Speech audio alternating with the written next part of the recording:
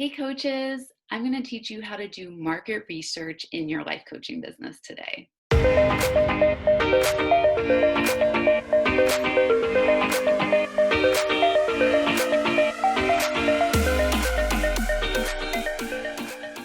My name's Krista Kathleen. I'm a life coach and business mentor, and I help women build and grow online life coaching businesses so that way they can live a life full of freedom and flexibility and create an income while making an impact. All right, so let's talk about market research and what the heck is it?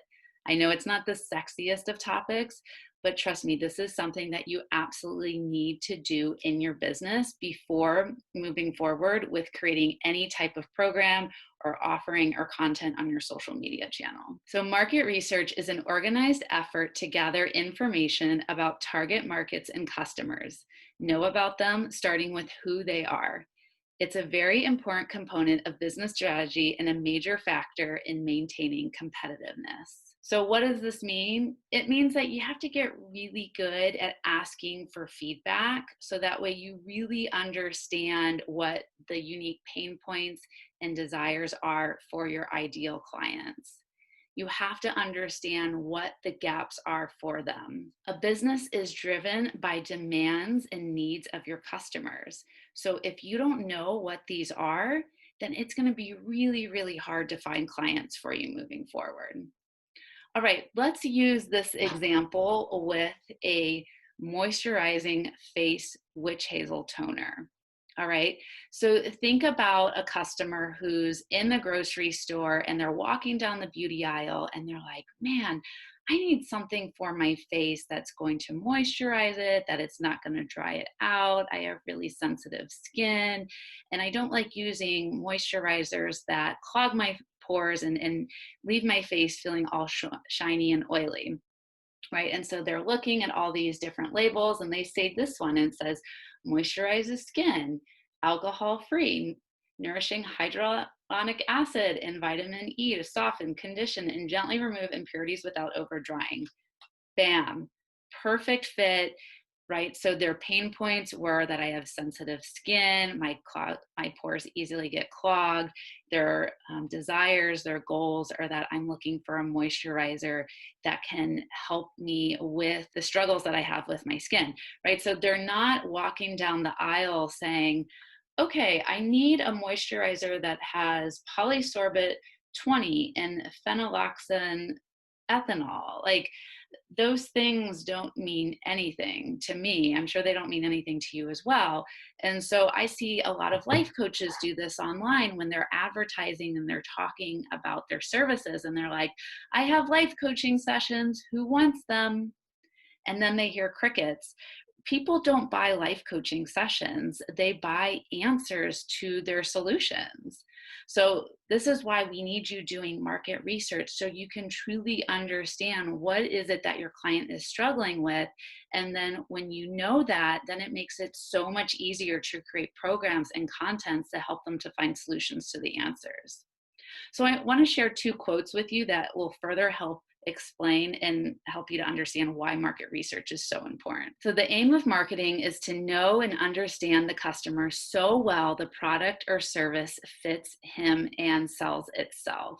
Okay, so what this is saying is that when you really understand your customer, it is so easy to create products or services that sell themselves. So that way you don't feel like you have to push or pressure anyone into buying from you, because again, you've done your research, you've created something that is really going to help your client out at the end of the day and help you to stand out.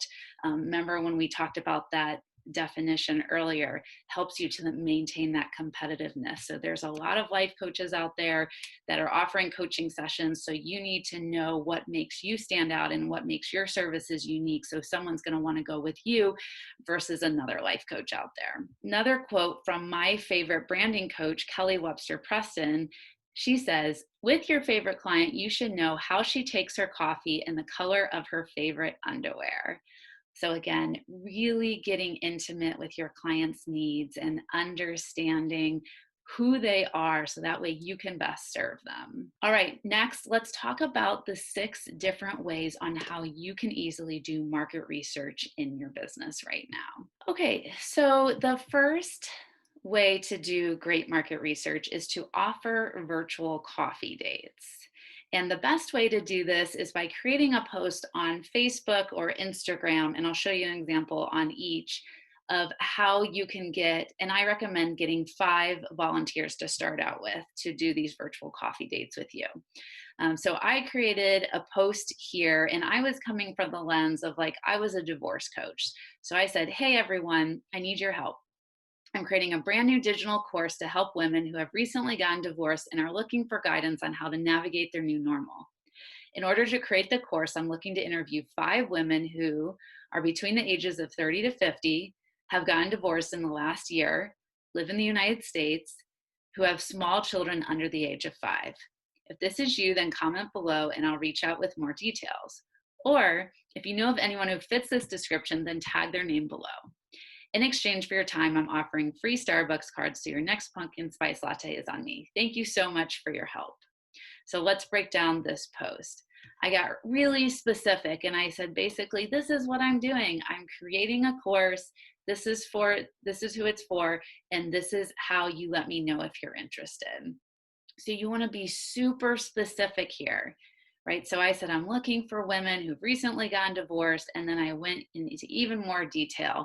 I want to really make sure that if I'm taking the time to do these virtual coffee dates, that it is my ideal client that I'm speaking with and not just some Joe Schmo that is not going to help me with useful information. And then also too, you have to tell people what to do. So be really clear in your call to action here. So if this is you, comment below, or if you know of anyone, tag their name. And then I always recommend that if someone's going to be helping you out in your business, to give them something in exchange. So it can be a Starbucks card, a Target gift card, it can be a free book, one of your free coaching sessions, maybe a free digital product that you offer. So that makes it really easy for people to say yes to getting on these calls with you. And then it's always a good idea to show them, who is it that's asking to get on the phone with them. So to do a nice professional looking photo of you. If you don't have a professional photo, then just use a selfie. I want to show you another example of my client, Stephanie, here. So Stephanie is a coach. She works with moms, helping them to get out of overwhelm. And she's getting ready to offer a group coaching program for moms. And she really wanted to understand what are the unique pain points and desires of her ideal clients. So as you can see, she did this beautiful photo here of her with her children on the beach. And this is what she said. A beach vacation is always fun, but a beach vacation with kids is a lot of work too. Who else feels me on this? Right? So she's showing her client that she can relate to what they struggle with. I'm doing some market research for a course that I'm creating, and I'm looking for 5 mamas who are willing to have virtual coffee or wine with me, who'd be willing to open up and chat about the good, the bad, and the ugly of motherhood. The conversation will stay between us, but it's going to help make sure I'm addressing the right pain points in my upcoming course. So if you're interested in chatting with me, please comment below or shoot me a DM. Let's get to chatting. So I love this example that Stephanie used. The only other thing that I would add is at the end saying, what do they get in exchange for their time and, helping you out. So again, maybe offering a free session, a free Starbucks card, or free book. And also too, if you're wondering, what the heck do I ask these potential clients on these virtual coffee dates, then don't worry, I've created a free worksheet for you with 12 sample questions that you can ask on these coffee dates. So go to under the video below in the description section, there will be a link where you can download these free sample market research questions. Okay, next I want to show you how to create a Facebook poll. So this is something that you can only do in a group. You can do it in your own group or you can do it in someone else's group. And what you do is you're going to create a post and then click on these 3 little dots here, and then poll will come up. And so I did this recently when I was creating a new online workshop for life coaches, and I was trying to think what the topic should be. So you could do something along the lines of, hey everyone, I'm creating a new workshop for life coaches and need your help with deciding the topic. Just so you know, people freaking love to give their thoughts and their opinions and advice. They want to be on the journey with you. This is also a great way to do free marketing and advertising for upcoming events. So I love asking for my audience's help to do this. And then you would put the answers in here. So maybe build your first sales funnel. Another option we could do is to find your first paying client or discover your niche. I'm just thinking of topics that are popular with female entrepreneurs. And then you would click post. And then see here, people can vote on the ones that they want, and whichever one has the most votes, and it makes it easy for you. And you're like, okay, I know that this is going to be a hot and popular topic for my next workshop. And then you don't have to try to guess and get stuck in overwhelm because you have no idea what to do. So I always like to say, when in doubt, ask your audience. Okay, next I want to show you a different way to do market research, and that can be by offering a survey to your audience. So here's an example here of one of my past clients, Jessie. She asked me to share this in my group. So it says, hey coaches, I need your help today. One of my former clients is creating a new coaching business all around self-love for women. She's currently doing a large-scale survey about how women struggle with saying no, standing up for themselves, and setting boundaries that truly support them in achieving a healthy work-life balance. If you have time, it would be great if you can fill out this quick 10-minute survey, link is below, to help Jessie with understanding women's struggles around self-love better. And then I put the link to the survey here.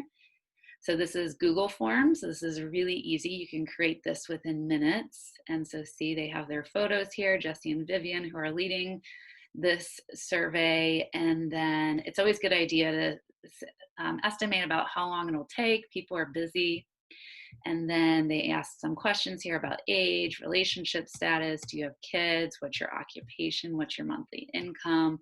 So again, this is just such a great way to really understand who your client is and what are their unique pain points and desires. And again, just instead of trying to guess, just go ahead and ask them, go right to the source. And a great way to do that is by offering a survey. I want to show you another way to offer a survey, and you can do that by emailing your list. My business coach Lacey Seitz recently emailed people on her list who had downloaded her free opt-ins. So it says, hey, Krista, I'm reaching out today with a favor to ask. Our system shows that at some point recently, or maybe not so recently, you've downloaded at least one of my DIY products, and I'd love to hear your feedback. Do you mind taking a few minutes to fill out this form? In exchange for your time and energy, I'll send you a free gift, or two actually.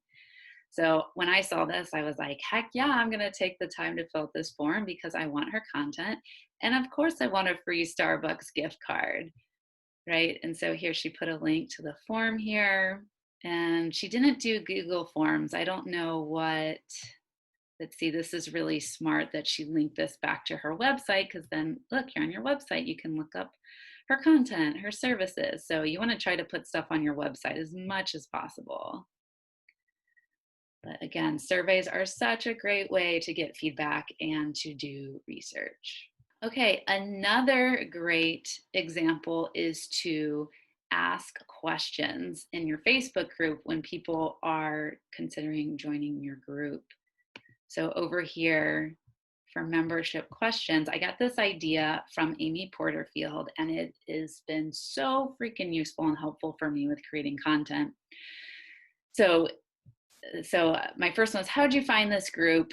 Again, this is great because I know if a lot of people are coming from YouTube, or they're finding me on Facebook, or they're coming from other groups, then I know where to focus my time and energy on creating content and marketing. And then this question I love, if you could wave a magic wand and choose any topic for me to cover about life coaching and business building, what would it be?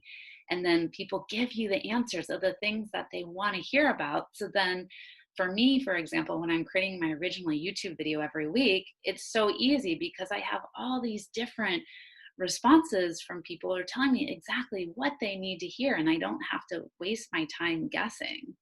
And then I'm going to show you, I create a Google Doc where I keep track of the responses. I could probably do this in a more efficient way in a spreadsheet, but I'm just doing it here for right now. My philosophy in business is start messy and you can always improve and upgrade and organize later. So I have a document here. It's called Facebook group responses.